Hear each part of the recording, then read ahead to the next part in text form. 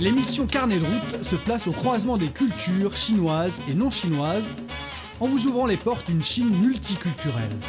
Rubrique tourisme et culture décrypte pour vous les traditions ancestrales et les tendances plus actuelles.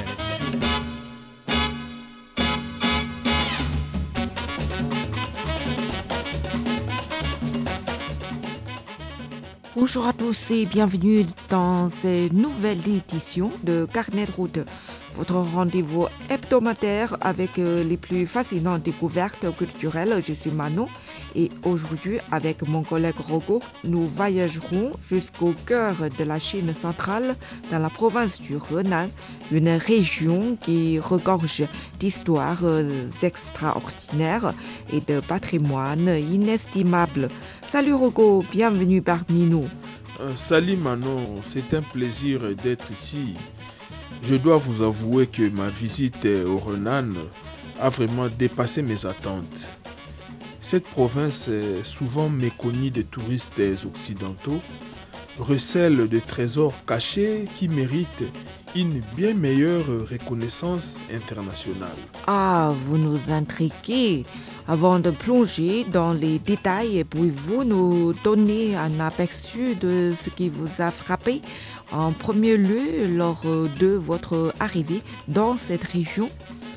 Bon, c'est une excellente question. Ce qui m'a immédiatement captivé, c'est le contraste entre la modernité des villes et la préservation remarquable des anciennes demeures. Lorsque je suis arrivé à Kaifeng, j'ai été comme transporté dans le temps. Les rues anciennes, les jardins traditionnels, les façades des maisons historiques, tout cela, Manon, a créé une atmosphère tout à fait envoûtante en moi.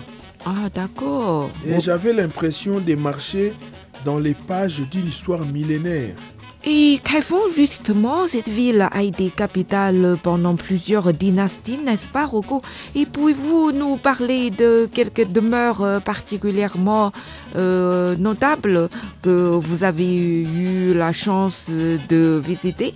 Absolument. Kaifeng est une véritable mine d'or pour les historiens et les amoureux du patrimoine. J'ai commencé ma visite par la Yuantai, une demeure magnifique. Cette maison est un exemple parfait de l'architecture résidentielle traditionnelle chinoise. Et chaque détail architectural porte une signification symbolique profonde. Et pouvez-vous nous donner une idée de la vie quotidienne dans une telle grande demeure et comment les habitants organisent-ils leurs espaces? Eh bien, ces grandes demeures reflètent véritablement la hiérarchie sociale et les traditions familiales de l'époque. La cour avant était réservée aux affaires publiques et à la réception des visiteurs officiels. La famille du maître des maisons y tenait de réunions importantes. Ensuite, le cour du milieu servait d'espace de vie pour les familles et pour la famille élargie, avec des chambres pour les différentes générations. Les femmes de la famille occupaient généralement les cours arrière, plus privées et intimistes. Intéressant. Et les éléments architecturaux eux-mêmes, qu'est-ce qui les distingue particulièrement? Je suppose qu'il doit y avoir des caractéristiques très spécifiques au Henan. Oui, c'est une excellente observation, Manon. Le Henan, qui a été le berceau de la civilisation chinoise, dispose d'une architecture très particulière.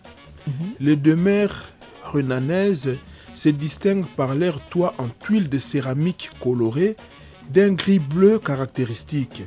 Les portes d'entrée sont souvent des paires impressionnantes avec des battants massifs en bois de teck ou d'ébène, décorés de motifs auspicieux. Les encadrements des portes et les volets sont généralement peints en rouge, vermillon, couleur symbole de bonne fortune. Les détails décoratifs ne sont pas simplement ornementaux, je suppose. Non, pas du tout. Chaque élément racontent une histoire. Par exemple, les plinthes en pierre de mur présentent souvent des bas-reliefs montrant des scènes de la vie quotidienne, de la mythologie ou de l'histoire dynastique. J'ai observé des sculptures exquisitées représentant des officiels en procession, des poètes composant des vers, des marchands conduisant leurs caravanes. C'est vraiment une forme de documentation historique gravée dans la pierre. Ah, c'est presque comme un livre d'histoire architecturale. Après Kaifeng, je me suis rendu à Zhengzhou, Le chef-lieu de la province. oui, pour découvrir la maison ancestrale de la famille Kang. D'après ce que je sache, ça date de la dynastie des Ming. Cette demeure présente des caractéristiques différentes, plus élaborées et décoratives. Elle est réputée pour ses éléments de feng shui particulièrement raffinés. La disposition des pièces, l'orientation des portes, la présence des murs écrans en pierre travaillée, tout a été pensé en fonction des principes du feng shui. Ah, le feng shui, c'est un sujet complexe, hein. Je pense que ça n'existe qu'en Chine. Pouvez-vous nous expliquer comment cela s'est concrètement traduit dans l'architecture de cette maison? Bon, certainement, le feng shui repose sur l'idée que l'environnement physique influence profondément la vie et la destinée des habitants. Ah, d'accord. Et dans la maison Kang, je remarquais plutôt qu'un plan d'eau artificiel avait été aménagé à l'entrée principale. Et selon le principe du feng shui, l'eau attire la richesse et la prospérité. Les habitants ont également placé des murs écrans richement décorés pour rediriger l'énergie négative. Il y a même un jardin intérieur avec des rochers de formes très particulières sélectionnés pour leur capacité à harmoniser l'énergie du lieu.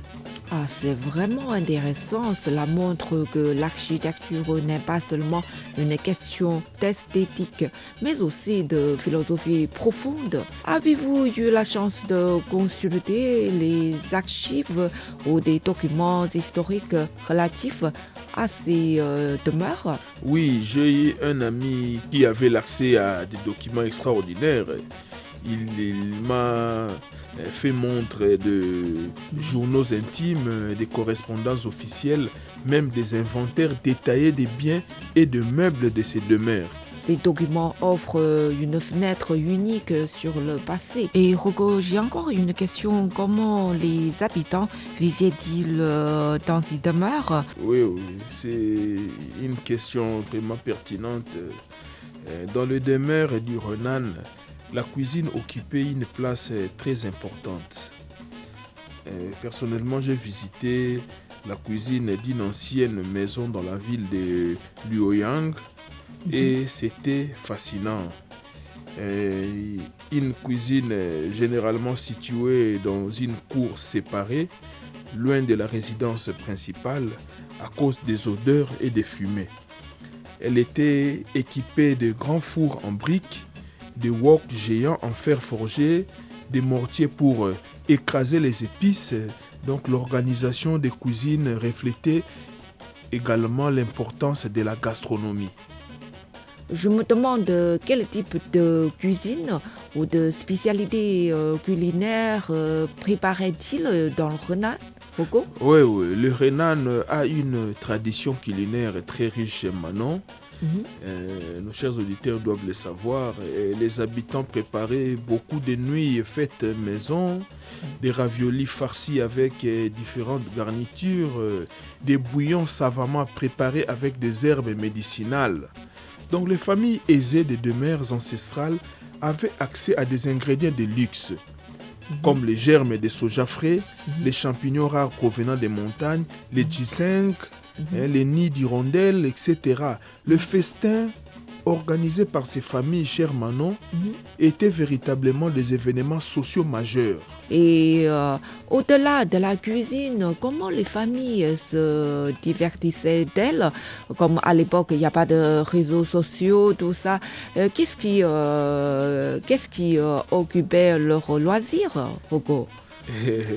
Bon, à chaque époque correspond à une catégorie de loisirs. Hein. Et les loisirs varient selon les saisons et le statut social. Ça, il faut aussi le savoir. Donc, dans le demeure de la classe lettrée, la poésie, la calligraphie, la peinture étaient des activités essentielles. J'ai découvert une salle spécialisée, un studio d'artistes. C'était rempli d'encriers en pierre, de pinceaux de différentes sortes, des papiers de riz de qualité supérieure. Donc, le membre de la famille, cher Manon, passait des heures à pratiquer l'art calligraphique ou à composer des poèmes. Il y avait aussi des jeux de société comme le jeu de Go, un jeu de stratégie extrêmement populaire parmi l'élite intellectuelle. À l'époque, l'environnement favorise à former des artistes. C'est une vision très cultivée de la vie. J'imagine que les jardins jouaient un rôle important aussi, non? Oui, les jardins de demeure runanaises sont vraiment des œuvres d'art en soi. Ils ne servaient pas seulement à orner la propriété, mais ils étaient des espaces de contemplation et de méditation. Chaque élément, chaque pierre, chaque plante était sélectionnée avec soin. Ah, d'accord, des espaces de